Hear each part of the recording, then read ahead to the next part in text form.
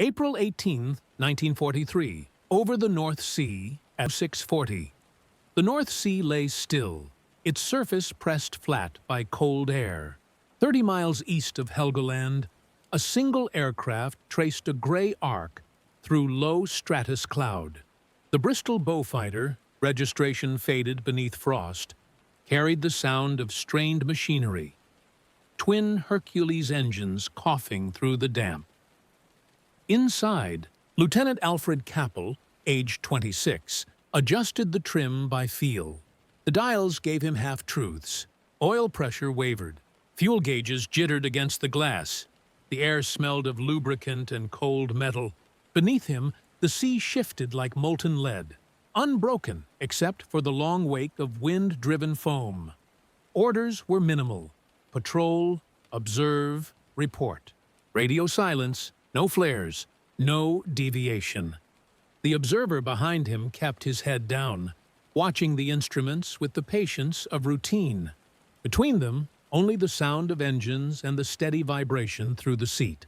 The aircraft was more than transport now, it was system and shelter, its hum a heartbeat that could not falter. By 06:47, the horizon moved strangely, a tremor of light in the haze, not motion, but distortion. Vapor, perhaps, or heat rising from exhaust. Capel narrowed his eyes, searching for pattern. The sea reflected nothing but dull steel. Still, the shimmer remained. He marked bearing 210, adjusted 1 degree. Nothing on radar, no contrails above, silence on the band. The Beaufighter continued forward, obedient to course, until obedience itself began to feel dangerous. Predictability, the enemy's most reliable weapon. The Luftwaffe knew these patrols, knew the routes and timings. System breeds safety, but safety repeats itself. Capel's thumb brushed the signal switch, the smoke canister beneath the fuselage. It was meant for distress marking, not deception. Once triggered, the plume would betray position across miles of sky. Yet it could also break pattern, create confusion, suggest another flight's path. He hesitated. The rule was clear. No unnecessary emissions. The airframe groaned. Instruments ticked down by fractions. At 06:51, a low hum reached through the fog. Not mechanical failure, something outside. A different frequency, faint but deliberate. Twin engines, closing. The observer leaned forward. A nod. Nothing spoken. The shimmer thickened. A curve, then shadow. Enemy pursuit, still invisible but near enough that the sea began to echo it. Capel's pulse stayed level. He counted seconds between static bursts on the radio.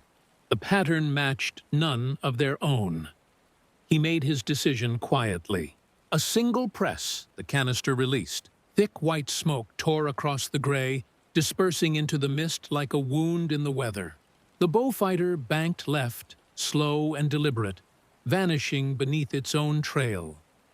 Moments later, shapes appeared above the cloud. 2 Focke-Wulfs, circling the false signal. Their guns flickered briefly, tracing empty air. The smoke carried west, marking a ghost.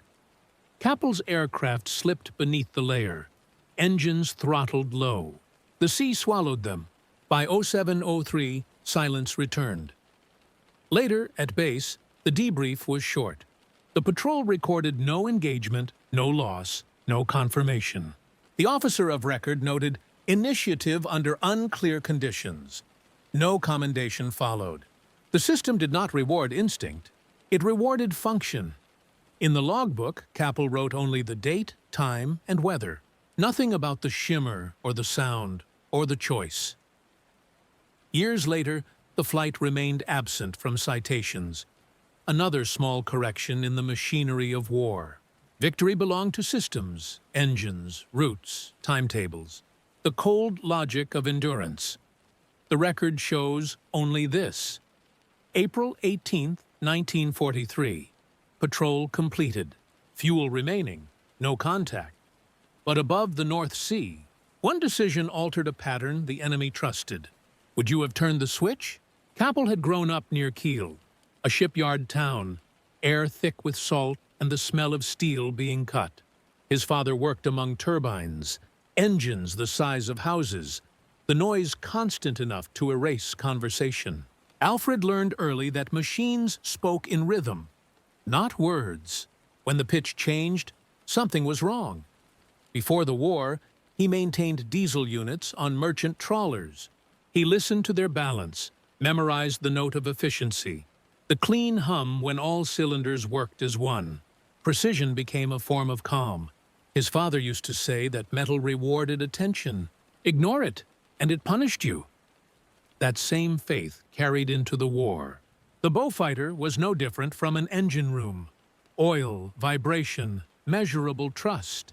Capel treated the cockpit like a workshop, every lever polished smooth, every gauge aligned to his eye. He handled gun barrels with the same focus once given to turbine blades, wiped down, checked for scoring, counted turns under his breath. The smell never changed. Oil, cordite, and damp leather.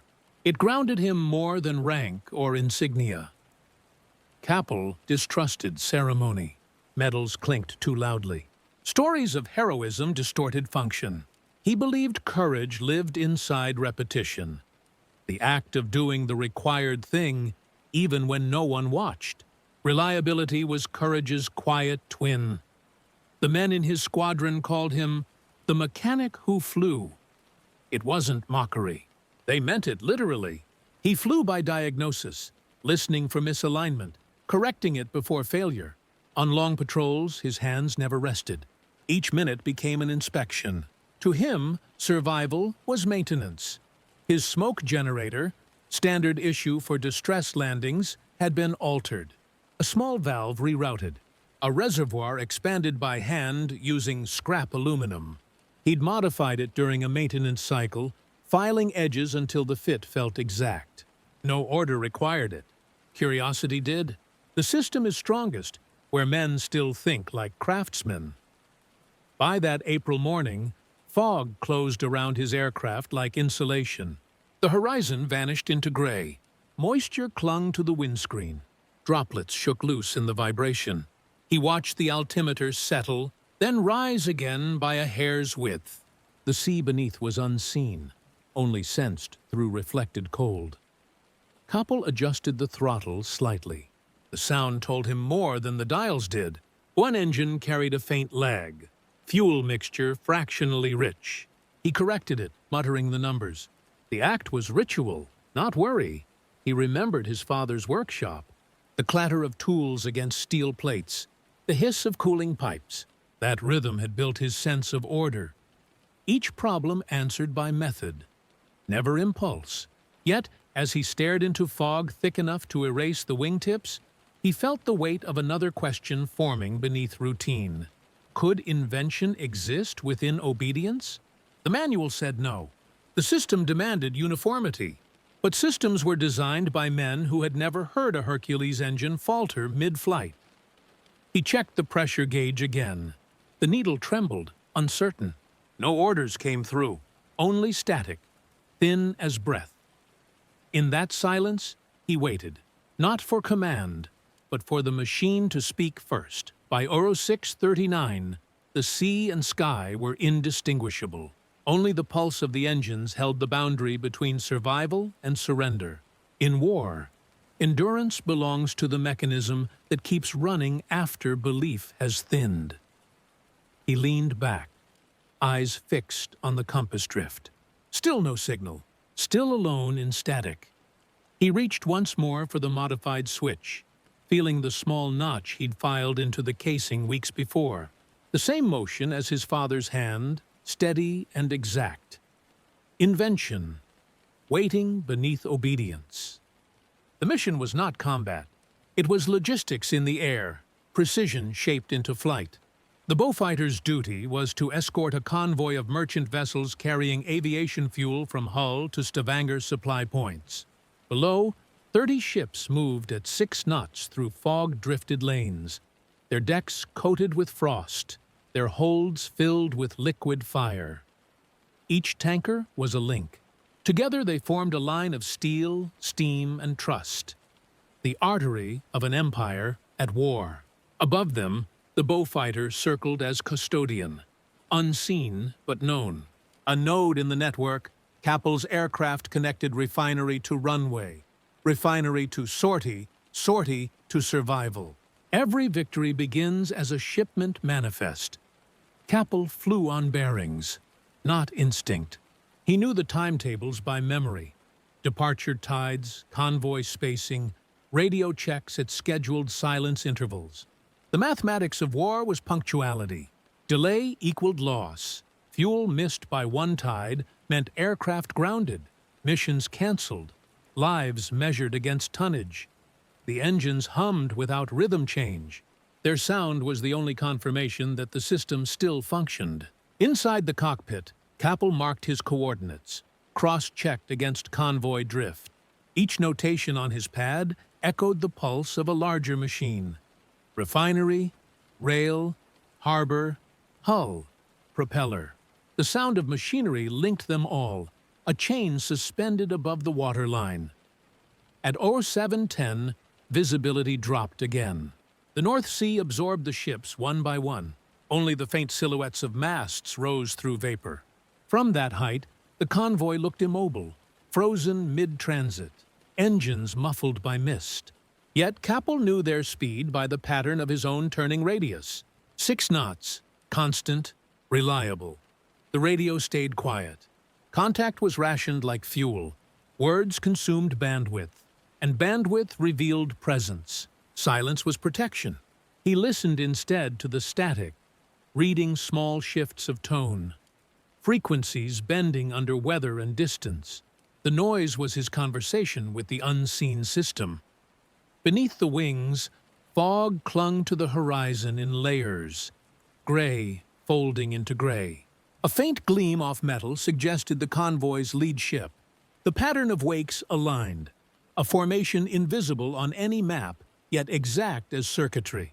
Kappel adjusted his altitude by 200 feet, enough to preserve oversight while remaining masked. He noted the smoke plumes, small, faint columns from the merchant funnels, disciplined and steady. Each vessel kept spacing as prescribed. 9 cables between hulls. A collision would mean fire, an entire column lost to a single mistake. The order below reflected the order above. For 2 hours, he traced their perimeter. The gauges told their own arithmetic. Fuel rate, oil temperature, oxygen flow. He measured endurance against the convoy's distance to landfall. Each fluctuation, however minor, carried consequence across the entire chain. Refinery to pilot to sailor. By 09:00, the fog deepened. The sea surface disappeared again, replaced by textureless light. The ships continued unseen, trusting the aircraft above to sense danger first. That trust was the foundation of the system. Faith in the unseen. Discipline in repetition. Kappel's aircraft was no longer a weapon, but an extension of infrastructure. He understood that machines did not fight wars. They maintained them. The victory of one depended on the unbroken motion of thousands like it. Engines, pumps, propellers, each requiring human intuition at its weakest point. The system survives when each part believes it is ordinary. The Beaufighter continued its loop, a constant sound in constant weather. No signal, no contact, only continuity. Beneath him, unseen through fog, 30 ships pushed forward, trusting that sound to mean safety. Their course remained true. Their speed, unchanged. The system held. Would you have trusted silence that long? The first unease arrived as rhythm, not an alarm, not a sound, a difference.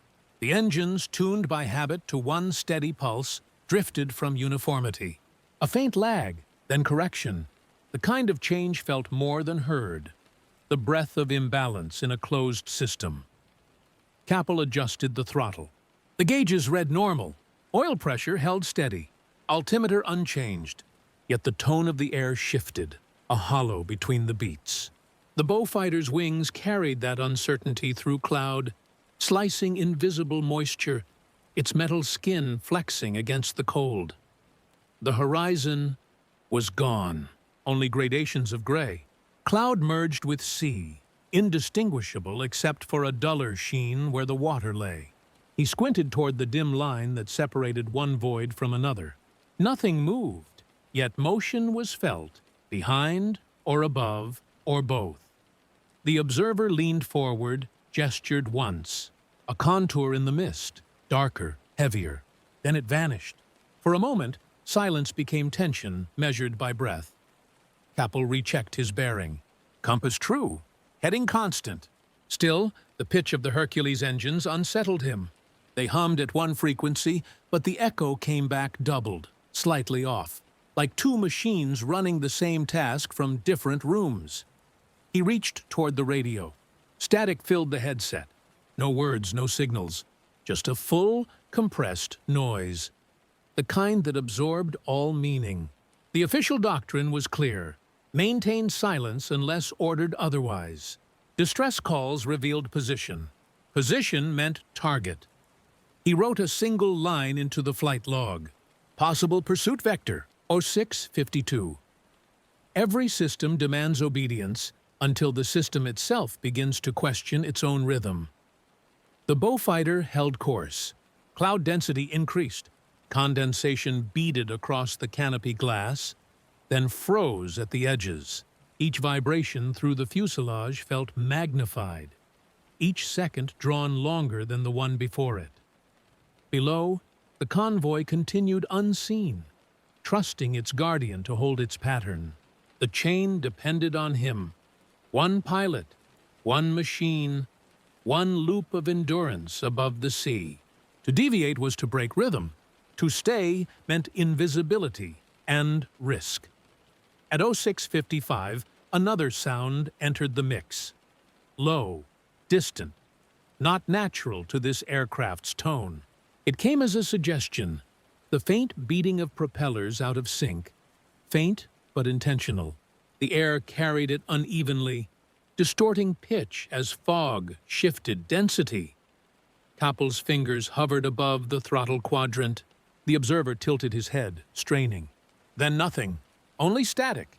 He could have signaled command, a short pulse, a single coded phrase, but the radio's hiss warned him off. The frequency was saturated, too uniform to trust. Somewhere, someone else transmitted, or jammed. When systems overlap, silence becomes their collision point. The Beaufighter remained steady, its instruments unwavering. Yet outside, the unseen airframe persisted, pacing them through fog.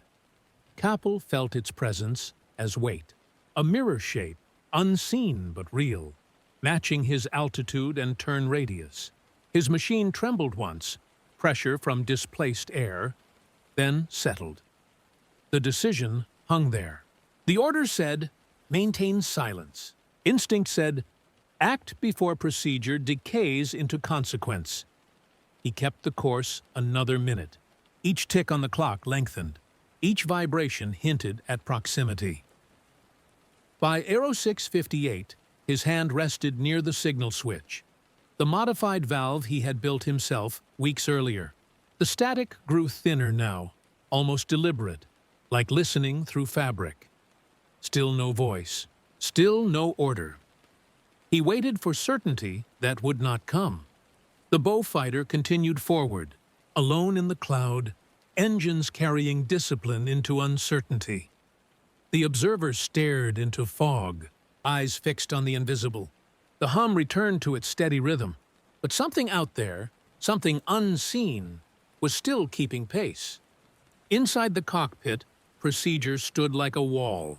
Every action had its place, every system its rule. The Beaufighter existed within that discipline. Bolts, circuits, manuals, orders. Even instinct had an assigned interval. But the rhythm had changed. The air no longer sounded clean. A foreign tone threaded through the constant drone. Faint, deliberate, too regular to be wind. Capel's hand rested near the throttle. The observer's silence behind him felt heavy. Both men knew what procedure required. Maintain position, await verification, do not deploy unauthorized countermeasures. Regulations were written for visibility, for control. This sky had neither. He recalled the rule exactly. Smoke generators are to be used only under command authority. Unauthorized discharge constitutes breach of protocol. The sentence had no warmth, no room for choice. Still, one line deeper in the same manual offered an engineer's aside. A note that exhaust emissions could distort an aircraft's silhouette, breaking optical recognition. A loophole. Not permission, but logic. He ran the equation twice in his head, as if balancing turbine pressure. The act was mechanical. Cause, effect, risk. The numbers never changed. Acting alone would expose his position to friendly and hostile alike. Waiting might invite pursuit closer. The hum deepened. A rhythm beneath rhythm. Propellers closing from the rear quadrant. Still no signal on the receiver. The frequency hissed, the kind of static that swallows transmission entirely. Capel flexed his hand once, the tendons stiff from cold. His fingers brushed the switch guard. He could feel the slight play in its hinge, something he had repaired himself weeks before. A fraction of resistance that reminded him the system was still physical, still breakable. The noise grew clearer now. Twin engines, slightly out of tune with his own. German radial, he guessed. Focke-Wulf configuration by pulse spacing. His hearing, trained by years in workshops, separated the beats. He turned his head slightly, scanning the cloud boundary. No outline, just gray movement. Yet the air pressure told the truth. There was mass nearby, another machine closing. When procedure meets proximity, discipline becomes delay. He thought of his father in Kiel.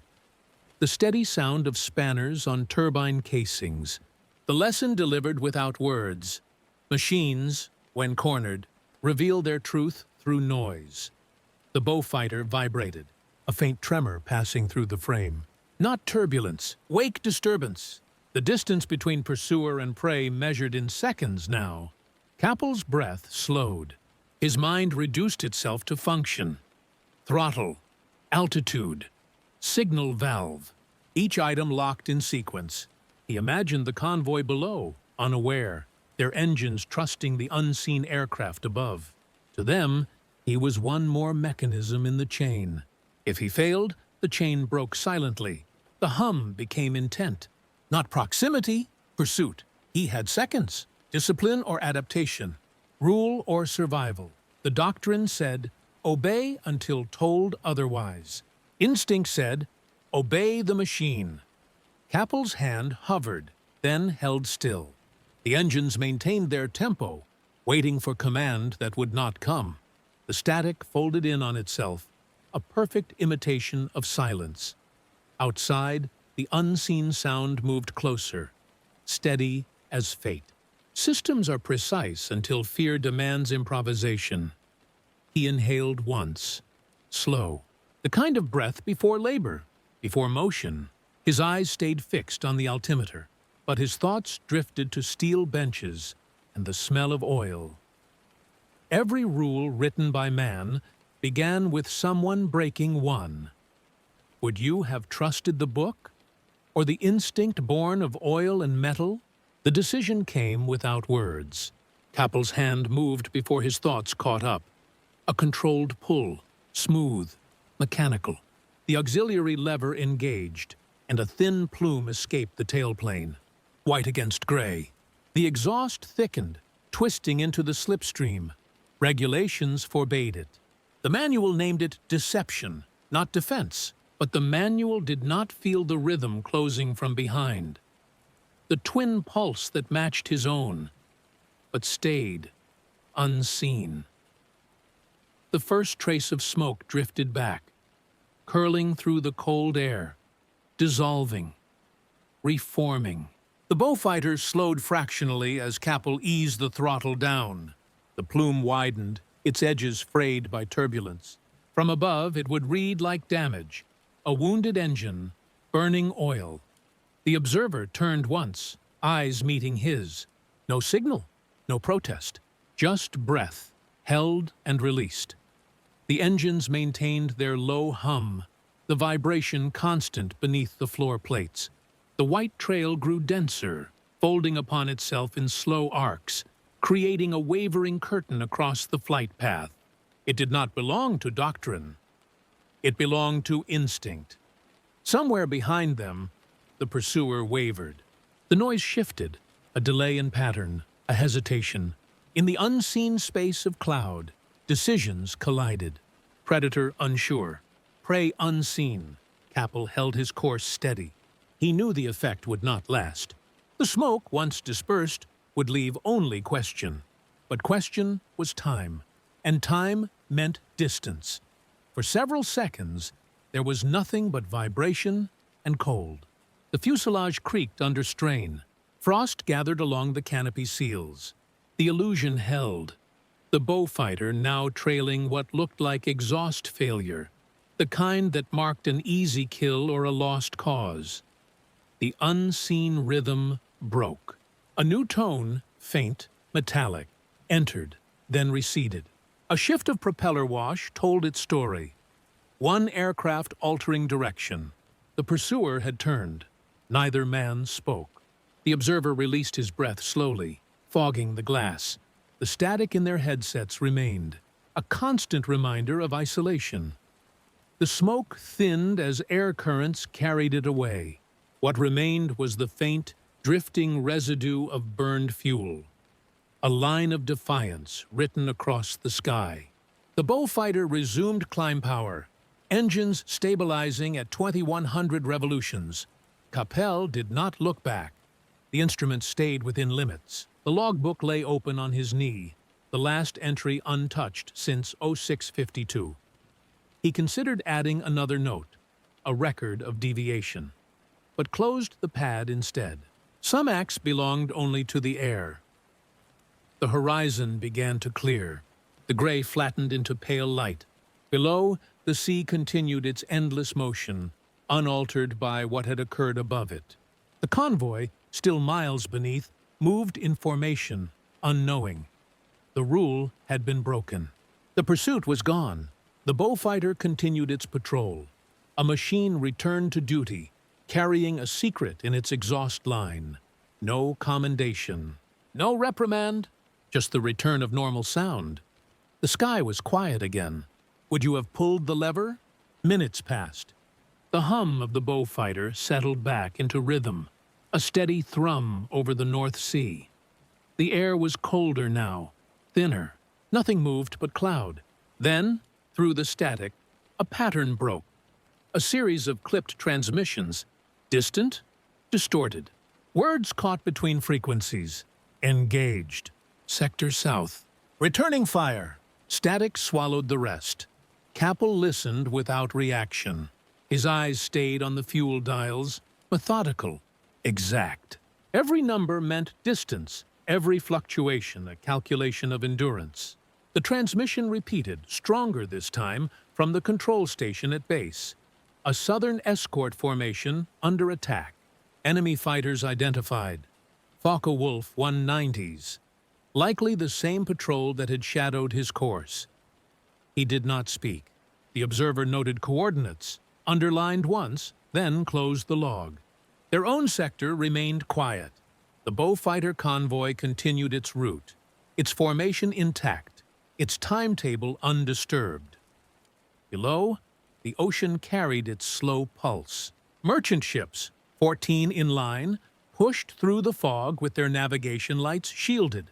On the lead tanker, a sailor on watch saw a faint streak dissolving in the air above. It looked like exhaust, or the residue of cloud turbulence. He turned away, noting nothing. The engines of his ship kept burning their measured tone, a heartbeat of industry moving through mist. No one aboard those ships knew a decision had been made above them. No one logged it. The convoy passed without interference, each hull marking a coordinate on an invisible chain that linked refinery, airfield, and front line. In logistics, absence is the true measure of success. The system celebrates what does not happen. Elsewhere, 20 miles south, the sounds were different. Reports later described the interception as brief but violent. An escort group hit by a sudden strike, 2 losses, 1 damaged. The attackers disengaged before reinforcements could scramble. The incident closed within minutes. Back in Kappel's logbook, the final entry remained unchanged. Fuel levels nominal. Wind south by southwest. No enemy sighted. The page ended clean. He could have claimed foresight. He could have reported the anomaly, written his instincts into the record. Instead, he filed the report as routine. The airframe, he noted, performed within tolerance. Nothing more. The smoke trail that had misled the pursuers was already gone. Scattered into the wider weather system, its last trace absorbed by the wind. What lingered was silence, the kind of silence that holds everything steady. The convoy reached its refueling point by dusk. Cargo intact. Timetable met. The chain continued, one link after another, without acknowledgement of what had been prevented. No commendation. No reprimand. Only the next mission order, printed and folded. Kappel flew again 3 days later, his record unchanged. His decision, unauthorized, invisible, never entered the archives, but the absence of loss remained. A blank line in a ledger of statistics. The convoy lived because of a choice no one saw. Would you have claimed credit or remained silent, knowing silence kept the system whole? By the time the Beaufighter touched down, the incident had already been filed. The convoy was confirmed safe, the chain intact, no enemy sightings recorded in their sector. The mission entered the system as successful, routine, uneventful. In the debrief room, the air smelled of metal polish and cold paper. A clerk typed the after-action summary, the keys clicking with indifferent precision. The official entry read, "Unverified smoke discharge. Cause, mechanical test." No elaboration followed. The document passed from desk to desk without comment, the ink drying into quiet permanence. Kappel stood before the table. He read the note once. Then he signed his name in the lower margin. Measured, neat, exact. The signature aligned perfectly with the ruled line beneath, the same way he had signed hundreds before. His commanding officer looked up only briefly. A nod. Nothing more. No questions. No reprimand. The system had no appetite for stories that did not disrupt the timetable. The convoy had reached port. The fuel had been delivered. Every aircraft had returned. The arithmetic balanced. In total war, efficiency is its own morality. The machine rewards results, not reasons. The conversation ended without a word exchanged. The papers were stacked, clipped, and shelved. In the corridor, the muffled rhythm of typewriters carried through the walls like the ticking of a clock. Each keystroke marked another mission, another report, another decision absorbed into procedure. Outside, the hangar doors stood open to the wind. The Beaufighter rested under its tarp. Oil streaked along the undercarriage, salt drying white on the fuselage. Mechanics moved around it with steady pace, checking pressure lines, tightening bolts, logging hours flown. The smoke generator was inspected, cleaned, and marked for calibration. A note was penciled. Valve irregularity suspected. Cause undetermined. Kappel watched them work. Their movements were exact, unspoken. Every wrench turn had the rhythm of routine, not curiosity. The machine, like the war, continued its cycle.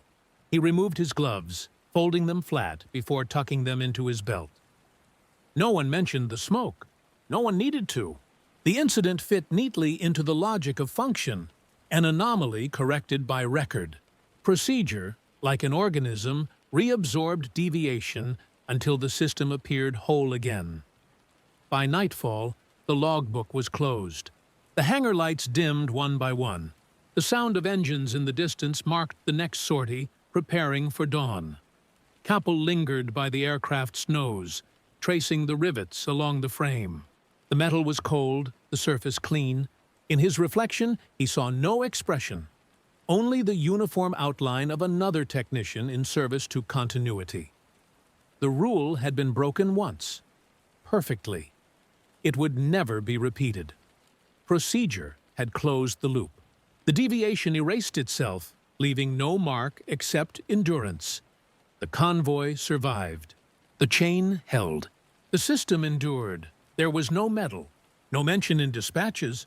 The report filed under routine operations, unremarkable. The smoke was listed as a test emission. The flight noted as successful. Nothing more. But across the North Sea that afternoon, a chain of consequence remained unbroken. A tanker convoy advanced without loss. The fuel reached its destination. Timetables aligned, routes cleared, engines kept turning. Somewhere in that arithmetic, survival had depended on a small, unauthorized act. A man's decision expressed through a lever and a stream of white vapor. Kappel's name never entered the record of distinction. It circulated instead in the informal talk between pilots, half-remembered, unverified. The smoke that scared off a Focke-Wulf, they said, a rumor that faded between postings, replaced by newer ones. Yet systems endure through such unrecorded instincts. Moments where procedure bends just enough to preserve the larger machine. In the years that followed, his service log remained ordinary, hours flown. Missions completed, maintenance performed. Nothing marked him different from the others who served under the hum of engines and the certainty of schedules. The hangars where they worked still stand in places. Oil stains darken the floors, resistant to cleaning. Metal tools rest in drawers that close with a sound unchanged by time. The air, even decades later, holds the dry scent of lubricant and cold steel. These were the true monuments, not of marble or inscription, but of endurance through precision. Aviation historians later reconstructed the day's events. They traced the patrol patterns, the convoy routes, the intercepted German radio transmissions. They found evidence of an enemy flight diverted south at the same hour. The conclusion remained uncertain. Coincidence or consequence, impossible to prove. The file stayed closed. What remains certain is function. The convoy delivered its cargo. The system completed its cycle. And inside that system, Kappel's act existed as an invisible weld. Unseen, but load-bearing. Systems survive not through perfection, but through the quiet corrections made by those who understand their rhythm. By war's end, the aircraft were decommissioned. The men dispersed into civilian trades. Kappel returned to engineering work, anonymous again among turbines and factory noise. The skills that once served the war became part of peacetime machinery. The same attention to calibration, the same silence in success. Even now, when the hangar doors open to wind and rust, the old marks remain. Streaks of oil where hands once rested, small evidence of a discipline that outlasted its witnesses. The echo of a system maintained by those who asked no credit, who only listened for what the machine required. History remembers victories by outcome, not by correction. But sometimes the difference between both lies in a single, unseen decision. A man who turned a valve, and in doing so, turned away disaster. Perhaps that is the truest courage, to adjust the mechanism, knowing no one will ever know why. Would you have done the same?